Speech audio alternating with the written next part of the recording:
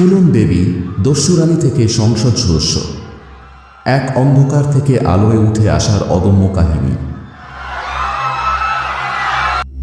৮০-র দশক, ভারত।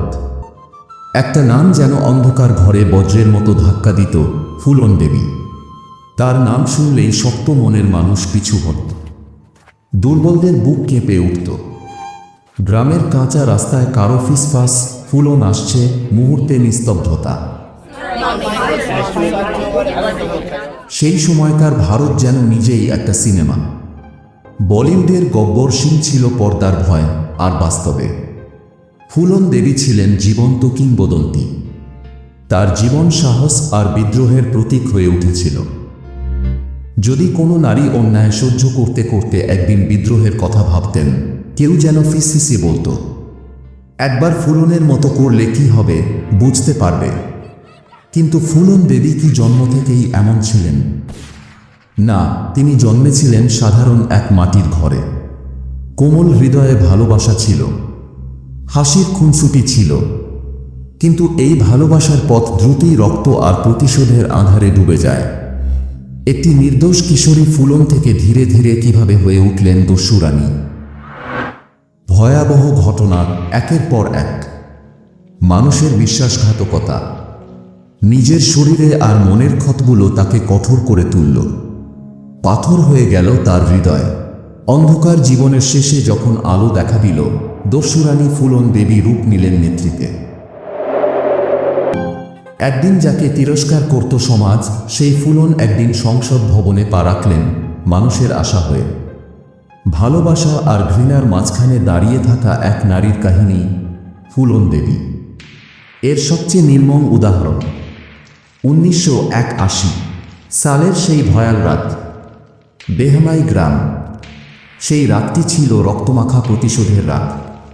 22 জন মানুষকে এক লাইনে দাঁড় করিয়ে ঠান্ডা মাথায় গুলি করেছিলেন তিনি।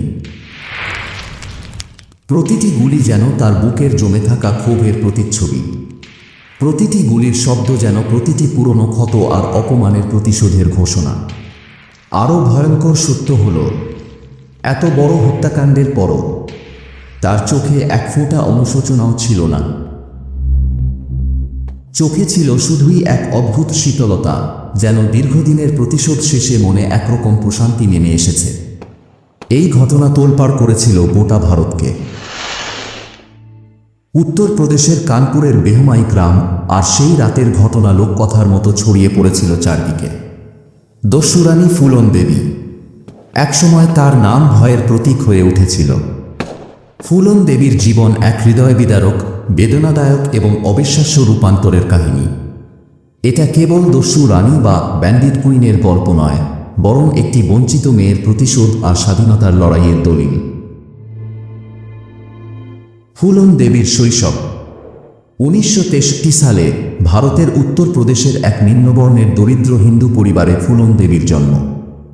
মাত্র 11 বছর বয়সে তাকে তার চাচাদের চাপে এক তিরিশোর্ধ্ব ব্যক্তি পুতিলালের সঙ্গে বিয়ে দেওয়া হয়। স্বামী পুতিলাল তাকে নিয়মিত শারীরিক ও যৌন নির্যাতন করত।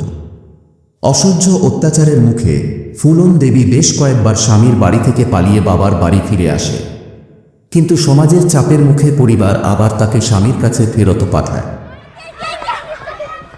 প্রথম ধাক্কা 1979 সালে পারিবারিক জমি বিরোধের জেরে ফুলন দেবী তার চাচাতো ভাইকে পাথর ছুঁড়ে আহত করে।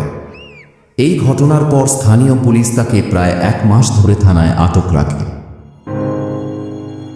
জীবনী লেখিকা মালা সেন ফুলন দেবীকে জিজ্ঞাসা করেছিলেন, থানায় তোমাকে ধর্ষণ করা হয়েছিল?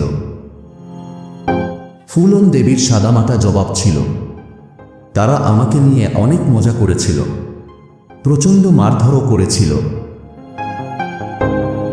ডাকাতদের খপ্পরে 1979 সালের জুলাই মাসে বাবু গুজ্জর নামে এক ডাকাত দল ফুলন দেবীকে অপহরণ করে। বাবু গুজ্জর তাকে টানা 3 দিন ধরে ধর্ষণ করে। তবে দলের অন্য ডাকাত বিক্রম মোল্লার চোখে পড়ে ফুলন দেবীর কষ্ট। বিক্রম মোল্লা বাবু গুজ্জরকে হত্যা করে দলের নেতা হয়ে যায়। এরপর বিক্রম ফুলন দেবীকে অস্ত্র চালানো শেখায় এবং ডাকাত দলের সদস্য বানায়। প্রায় 1 বছর ধরে তাদের ডাকাত দল উত্তরপ্রদেশের দেভারিয়া, কানপুর, ওরাই অঞ্চলে ত্রাসের রাজত্ব চালায়। কিন্তু সাধারণ মানুষের কাছে ফুলন দেবী ছিলেন বঞ্চিতদের নায়িকা, বিশেষত নিম্নবর্ণের দরিদ্র হিন্দুদের কাছে। বেহমাই গণধর্ষণ। বিক্রম মোল্লার মৃত্যুতে ফুলন দেবীর জীবনে নেমে আসে আরও বড় বিপর্যয়।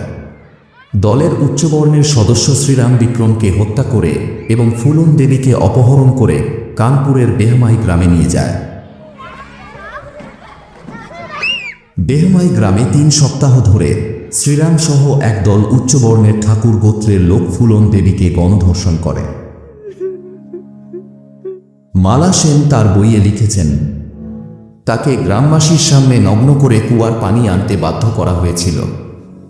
এই মর্মান্তিক অভিজ্ঞতাই ফুলন দেবীকে বদলে দেয় চিরতরে। তার প্রতিশোধের কাহিনী এবং শেষ পর্যন্ত ক্ষমা পাওয়ার ঘটনা ভারতীয় ইতিহাসে একটি অনন্য অধ্যায়। কুখ্যাত হয়ে ওঠা। বেহমাই থেকে পালিয়ে গিয়ে ফুলন দেবী আরেক দস্যু মান সিংয়ের সঙ্গে মিলে গড়ে তুললেন এক ভয়ঙ্কর ডাকাত দল। প্রতিশোধের আগুনে দাউ দাউ করে জ্বলছিলেন ফুলন। সেই আগুন নেভানোর জন্য দরকার ছিল রক্ত। 1981 14ই ফেব্রুয়ারি ভালোবাসার দিনে বেহমাই গ্রামে ফিরে এলেন ফুলন। তবে তাঁর হৃদয়ে ভালোবাসার ছিটে ফোঁটাও ছিল না, ছিল কেবল প্রতিশোধের পিপাসা। গ্রামে ঢুকেই বজ্রকণ্ঠে হুমকি দিলেন, শ্রীরামকে আমার হাতে তুলে দাও। পুরো গ্রাম তন্ন করে খুঁজলেন, কিন্তু শ্রীরামের কোনো হদিস নেই। প্রতিশোধের পিপাসা তখন রূপ নীল ক্রোধের অগ্নিতে। ফুলনের চোখে খুনের অন্ধকার। সেই মুহূর্তে সিদ্ধান্ত হলো ভয়াবহ কিছু ঘটানোর। তার দলের সদস্যরা 22 জন ঠাকুর সম্প্রদায়ের পুরুষকে একসারি লাইনে দাঁড় করিয়ে দিল। গগনবিদারী আওয়াজে ভেসে গেল পুরো বেহমাই। একের পর এক গুলি আর মাটিতে লুটিয়ে পড়ল 22টি দেহ। এ ঘটনার পর ফুলন দেবী হয়ে উঠলেন ব্যান্ডিট কুইন, ভারতের ইতিহাসে অন্যতম কুখ্যাত ডাকাত। পরে যখন ফুলন আত্মসমর্পণ করলেন, তখন তিনি দাবি করলেন, বেহমাই হত্যাকাণ্ডের সময় আমি ঘটনাস্থলে ছিলাম না। স্থানীয় কিছু প্রত্যক্ষদর্শীর মতে বেহমাই হত্যাকাণ্ডের নির্দেশ ফুলন দেননি। তবে অধিকাংশ বর্ণনায় উঠে আসে ফুলনের সরাসরি উপস্থিতির কথা। সাংবাদিক খুশবন্ত সিং তাঁর বই ফুলন দেবী, কুইন অব ডাকওয়েটস এ বেহমাই হত্যাকাণ্ডের একাধিক প্রত্যক্ষদর্শীর বর্ণনা তুলে ধরেছেন। তাদের কথায় ফুটে ওঠে ফুলন দেবীর প্রতিশোধের সেই ভয়াবহ রাত। আত্মসমর্পণের গল্প, ফুলন দেবীর জীবনের মোড়। বেহমাই হত্যাকাণ্ডের পর পুরো দেশ জুড়ে ফুলন দেবীর নাম ভয় এবং রোমাঞ্চের প্রতীক হয়ে ওঠে। আইন শৃঙ্খলা রক্ষাকারী বাহিনীর ওপর তীব্র চাপ। ফুলনকে খুঁজে বের করতে হবে, তাকে গ্রেপ্তার করতে হবে। প্রায় 1 বছর চেষ্টার পরও পুলিশ যখন ব্যর্থ হয়, তখন তাকে আত্মসমর্পণে বাধ্য করার সিদ্ধান্ত নেওয়া হয়। ফুলন দেবীর সঙ্গে আলোচনার গুরু দায়িত্ব পড়ে মধ্যপ্রদেশের ভিন্ড জেলার তৎকালীন এসপি রাজেন্দ্র চতুর্বেদীর ওপর। 1982 সালের ডিসেম্বর মাসে চতুর্বেদী যখন চম্বলের ভয়ঙ্কর অরণ্যে যাত্রা করেন, তার হৃদয়ে এক অদ্ভুত শঙ্কা আর কৌতূহল, সত্যিই কি দেখা হবে কিংবদন্তি দস্যু রানীর সঙ্গে। রাতের সাক্ষাৎ, ফুলন দেবীর উপস্থিতি। প্রায় 12 ঘন্টার ভয় আর উত্তেজনায় মোড়া সেই রাতের স্মৃতি চতুর্বেদীর মনে চিরস্থায়ী হয়ে আছে। ভোরের আলো ফোটার আগেই পাহাড়ি পথ পেরিয়ে যখন তিনি অপেক্ষা করছিলেন, তখন হঠাৎই আড়াল থেকে বেরিয়ে আসে এক দীর্ঘদেহী ব্যক্তি, মান সিং। ফুলন আসছে, মান সিংয়ের কথায় চতুর্বেদীর মন দ্বিধা আর উত্তেজনায় কেঁপে ওঠে। কিছুক্ষণের মধ্যেই বাতির আলোয় দেখা মিলল এক নারীর। নীল কুর্তা, কোমরে রাইফেল, লাল রুমালে বাঁধা ঘাড় পর্যন্ত লম্বা চুল, এটাই ফুলন দেবী। তার চোখে ছিল বিদ্রোহের আগুন, কিন্তু সেই আগুনের আড়ালে এক চাপা বেদনা যেন লুকিয়েছিল। প্রথম কথোপকথন। ফুলন দেবীর তীক্ষ্ণ কণ্ঠস্বর ভেসে এলো, আপনি কেন এখানে এসেছেন? চতুর্বেদী শান্তভাবে বললেন, আমরা চাই আপনি আত্মসমর্পণ করুন। কথা শুনেই ফুলন দেবী হঠাৎ উত্তেজিত হয়ে উঠলেন। আপনারা বললেই আমি অস্ত্র জমা দেব। আমি ফুলন দেবী, এখনই আপনাকে গুলি করতে পারি। পরিস্থিতি যখন উত্তপ্ত হয়ে ওঠে তখন মান সিং দ্রুত বিষয়টি সামাল দেন। ধীরে ধীরে ফুলন শান্ত হলেন। তার চোখে তখন একটাই প্রশ্ন, আমি যদি আত্মসমর্পণ করি তবে কি আমাকে ফাঁসি দেওয়া হবে? চতুর্বেদী দৃকণ্ঠে বললেন, যারা অস্ত্র জমা দেয় তাদের আমরা ফাঁসি দিই না। এক অনন্য সম্পর্কের শুরু। সেদিনের পর থেকে চতুর্বেদী একাধিকবার ফুলনের সঙ্গে দেখা করেন। এমনকি একবার তার স্ত্রীকেও নিয়ে যান ফুলনের কাছে। সেই সাক্ষাৎ ছিল এক অন্যরকম মুহূর্ত। ফুলন দেবী লিখেছেন তার আত্মজীবনীতে, চতুর্বেদীর স্ত্রী ছিলেন অত্যন্ত স্নেহময়ী। তিনি আমার জন্য শাল, কাপড় এবং ঘরে রান্না করা খাবার নিয়ে এসেছিলেন। সেই মুহূর্তগুলো আমাকে স্বাভাবিক জীবনের স্মৃতি ফিরিয়ে দিয়েছিল। অস্ত্র সমর্পণের দিন 1983 সালের ফেব্রুয়ারি। চম্বলের বাতাসে থমথমে উত্তেজনা। চারদিকে মানুষ ভিড় করেছে ইতিহাসের সাক্ষী হতে। স্টেজে উঠে ফুলন দেবী প্রথমে গান্ধীজির ছবিতে প্রণাম করলেন। তারপর দ্বিহাতে নিজের রাইফেলটি তুলে ধরে মুখ্যমন্ত্রী অর্জুন সিংয়ের পায়ের কাছে রেখে দিলেন। সেই মুহূর্তে উপস্থিত জনতার হর্ষধ্বনি আর হাততালিতে ভেসে যায় চারদিক। ফুলন দেবী অস্ত্র নামিয়ে রাখলেও তার সংগ্রামের গল্প থেকে যায় মানুষের মনে। এক অধ্যায়ের সমাপ্তি ও নতুন শুরু। 1994 সালে ফুলন দেবী কারাগার থেকে মুক্তি পান। তার বিরুদ্ধে থাকা সব মামলা তুলে নেওয়া হয়। 1996 সালে তিনি সমাজবাদী পার্টির টিকিটে নির্বাচনে অংশ নেন এবং মধ্যপ্রদেশ থেকে সংসদ নির্বাচিত হন। 1999 সালে দ্বিতীয়বার নির্বাচনে জয়ী হন। কিন্তু ফুলন দেবীর জীবন শেষ পর্যন্ত শান্তিতে কাটেনি। 2001 সালের 25শে জুলাই দিল্লির বাসভবনের সামনে তাকে নির্মমভাবে গুলি করে হত্যা করা হয়। শের সিং রানা নামের এক যুবক তার জীবনকে সেখানেই শেষ করে দেয়। ফুলন দেবীর জীবন যেন এক ট্র্যাজেডি, যা শেষ হয়েও শেষ হয়নি। তার গল্প আজও শোনায় সাহস, সংগ্রাম আর বেঁচে থাকার এক অসাধারণ কাহিনী। আততায়ীর হাতে নিহত ফুলন দেবীর হত্যা। ফুলন দেবীকে গুলি করে হত্যা করার আগে আততায়ী শের সিং রানা তাদের পরিবারের প্রতি বিশ্বাস স্থাপন করেছিল। একজন বন্ধু সেজে সে ধীরে ধীরে তাদের জীবনের অন্তরঙ্গ অংশে মিশে যায়। ফুলন দেবীর স্বামী উমিত সিং এক সাক্ষাৎকারে জানিয়েছেন, সেই মর্মান্তিক ঘটনার পেছনের প্রতারণার গল্প। আমাদের একটি সামাজিক সংগঠন ছিল একলব্য সেনা। সংগঠনের সূত্রেই উত্তরাখণ্ডের এক নারী প্রায়ই আমাদের বাড়িতে আসতেন।